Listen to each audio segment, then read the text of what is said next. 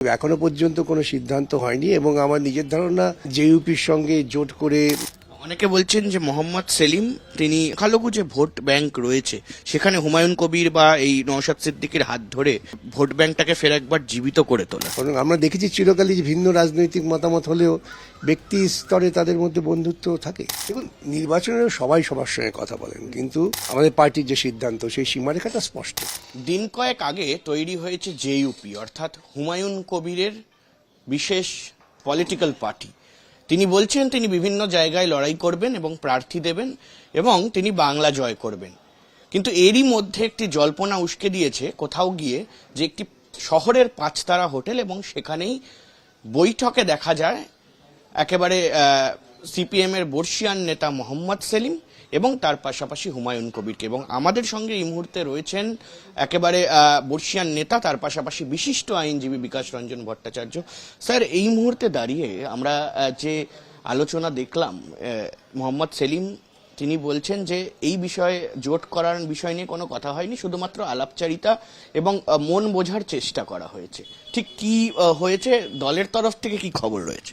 দেখুন, কেউই তো জানেন না কি হয়েছে, সবাই গল্প করছে, গুজব হচ্ছে। গুজব উঠুক, নির্বাচন আগে এরকম বাতাবরণ গরম হয়। পার্টির যে সিদ্ধান্ত সেই সিদ্ধান্তর বাইরে তো কেউ যাবেন না। আমাদের পার্টির সিদ্ধান্তই হচ্ছে যে আমরা ভারতবর্ষব্যাপী বামপন্থীদের নেতৃত্বে গণতান্ত্রিক ধর্মনিরপেক্ষ জোট করেই লড়াই করব। সেখান থেকে সরে আসার মতো কোনো পরিস্থিতি তৈরি হয়নি।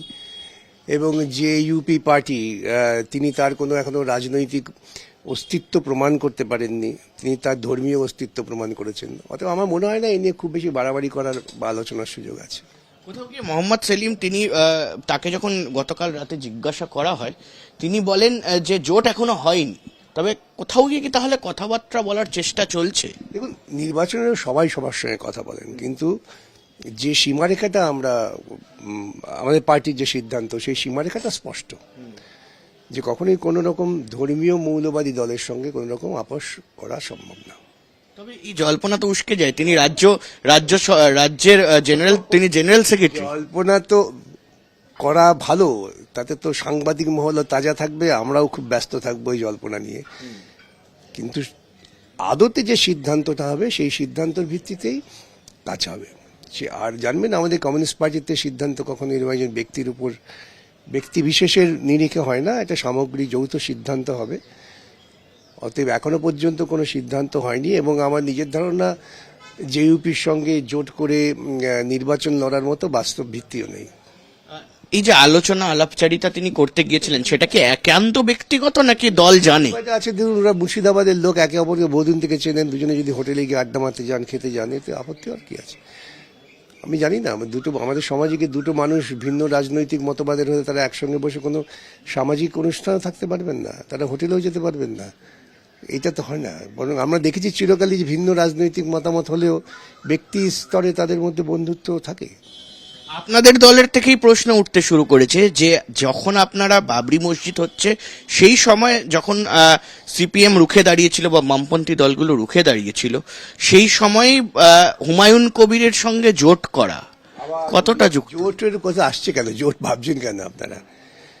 পার্টি জোট করলে পরে পার্টির সামগ্রিক সিদ্ধান্ত যখন আসবে তখন আলোচনা হবে যে সিদ্ধান্ত ঠিক কি ভুল। এখনো পর্যন্ত পার্টির যা সিদ্ধান্ত আছে সেই সিদ্ধান্ত থেকে সরে আসার কোনো জায়গা নেই। হুমায়ুন কবির বা সেলিম বা ধরুন অন্য কারোর সঙ্গে কারো যদি বৈঠক হয়, চা খাওয়া হয়, কফি খাওয়া হয়, যাই খাওয়া হোক না কেন, তার সঙ্গে রাজনৈতিক জোটের প্রশ্নটা ভাবাটা একটু সুদূর প্রসারী কল্পনা। তো সেই জায়গায় দাঁড়িয়ে আইএসএফ নেতা এবং বিধায়ক নওশাদ সিদ্দিকী তিনি একাধিকবার আপনাদের সঙ্গে বৈঠক করেছে এবং এখনো পর্যন্ত যদিও বা কোনো কিছু প্রস্থান হয়নি বা ঠিক হয়নি, তো সে জায়গায় দাঁড়িয়ে তিনি আজ বলেছেন যে যদি বিজেপি এবং তৃণমূলকে সরানোর জন্য জোট করতে হয় বা হুমায়ুন কবিরও যদি সেখানে আসে তাহলে তিনি মেনে নেবেন। কি বলবেন? তাঁর বক্তব্য আমি কি করে ব্যাখ্যা করব? তিনি কি বলেছেন, একজন রাজনৈতিক ব্যক্তিত্ব, তার দৃষ্টিকোণ থেকে সে ব্যাখ্যা তিনিই দেবেন। তার বক্তব্য ব্যাখ্যাটার অধিকার আবার আছে নাকি? অনেকে বলছেন যে মোহাম্মদ সেলিম তিনি যেহেতু সংখ্যালঘু থেকে আসেন, সেখানে দাঁড়িয়ে তিনি প্রচেষ্টা করছেন যে সংখ্যালঘু যে ভোট ব্যাংক রয়েছে সেখানে হুমায়ুন কবির বা এই নওশাদ সিদ্দিকীর হাত ধরে সিপিআইএম এর যে ভোট ব্যাংকটাকে ফের একবার জীবিত করে তোলার? অনেকে বলছেন, যারা বলছেন তারা ব্যাখ্যা দেবেন, আমরা বলছি না, পার্টি বলছে না। সুতরাং অনেকেই কি বলছেন, তাদের আলোচনার উপর দাঁড়িয়ে কোনো সিদ্ধান্ত নেওয়াটা কি খানিকটা অবিবেচকের কাজ হবে না? আমাদের পার্টি সিদ্ধান্ত যখন ঘোষিত হবে তখন আলোচনা করব আমরা, যে এই সিদ্ধান্ত ঠিক কি বেঠিক। কমিউনিস্ট পার্টিতে এ নিয়ে আলোচনার প্রচুর সুযোগ আছে এবং আলোচনা হয়ও। কংগ্রেসের সঙ্গে কি ভাবনা ছিল? আমি বলছি তো, আমাদের যে সিদ্ধান্ত তা হচ্ছে যে দেশব্যাপী বামেদের নেতৃত্বে বাম গণতান্ত্রিক ধর্মনিরপেক্ষ শক্তির ঐক্য গড়ে তোলো। এই বাম গণতান্ত্রিক ধর্মনিরপেক্ষ শক্তির ঐক্য গড়ার জন্য আমাদের আপ্রাণ চেষ্টা করতে হবে। সুতরাং এই সিদ্ধান্ত পরিষ্কার রাজনৈতিক লাইন, তাকে গণতান্ত্রিক হতে হবে, ধর্মনিরপেক্ষ হতে হবে। যদি না হন তাদের সঙ্গে জোটের কোনো অবকাশ নেই। ব্যক্তিগতভাবে কি মনে হয়? আমি পাত্তাই দিই না, এগুলো বিষয় নেই, এত স্পেকুলেট করার কিছু নেই।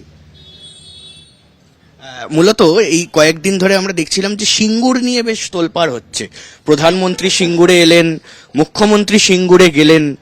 মনে হচ্ছে যে কোথাও গিয়ে এই প্রভাবগুলো ভোট বাক্সে পড়বে। সিঙ্গুরের মানুষ কোন দিকে যেতে পারে বলে মনে হয়? প্রধানমন্ত্রী সিঙ্গুরে এসে মুখ্যমন্ত্রীকে ধন্যবাদ জানিয়েছেন, কেন তিনি পশ্চিমবঙ্গের সিঙ্গুরের একটি তৈরি হওয়া কারখানা মোদীকে উপহার দিয়েছেন। এটা আজকে বাস্তব সত্য, এই নিয়ে তার আলোচনার অবকাশ নেই। সেই জন্য হয়তো প্রধানমন্ত্রী সিঙ্গুরে এসে সিঙ্গুরবাসীকে প্রকারান্তরে ধন্যবাদ দিয়ে গেলেন যে তোমরা পরিশ্রম করে কারখানা করেছো, সেই কারখানা আলো জ্বালছি আমি। আর মুখ্যমন্ত্রী বা পাল্টা ভাই বোনের ঝগড়া তো, যে দাদা করে গেছে এবার আমি যাব না, তাই সেখানে তিনি গিয়ে তিনি যা বলেছেন আমি এ নিয়ে কোনো আলোচনা করতে চাই না।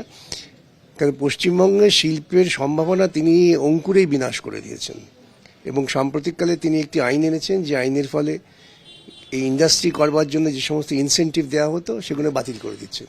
সুতরাং যা ইন্ডাস্ট্রি আছে কিছু, তারাও পালিয়ে যাবে।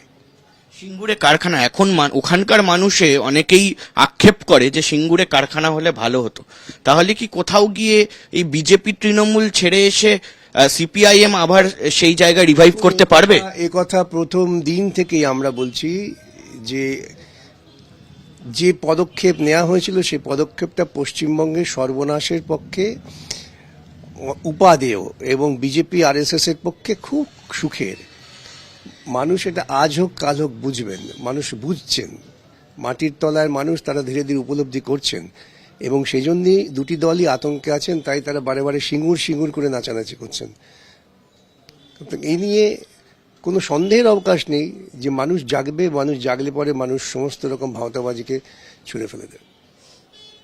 অনেক ধন্যবাদ আমাদের সঙ্গে কথা বলার জন্য। আমাদের সঙ্গে ছিলেন বিকাশ রঞ্জন ভট্টাচার্য এবং তিনি স্পষ্টত বললেন যে জেইউপি বা হুমায়ুন কবিরের সঙ্গে যদি কোনো রকম জোট হয় বা এই ধরনের সিদ্ধান্ত হয় তাহলে সেটা কেন্দ্রীয়ভাবে হবে, দলের তরফ থেকে হবে।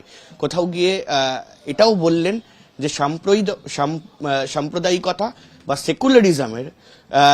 সেকুলারিজম থাকতে হবে এবং একটি সম্প্রদায়ের ওপর ভর করে সিপিআইএম এর সঙ্গে বা বামপন্থী দলের সঙ্গে জোট করা সম্ভব নয়। ক্যামেরায় লিসন লোদের সঙ্গে অনির্বাণ সিংহ রায়, আজ তাক বাংলা, কলকাতা।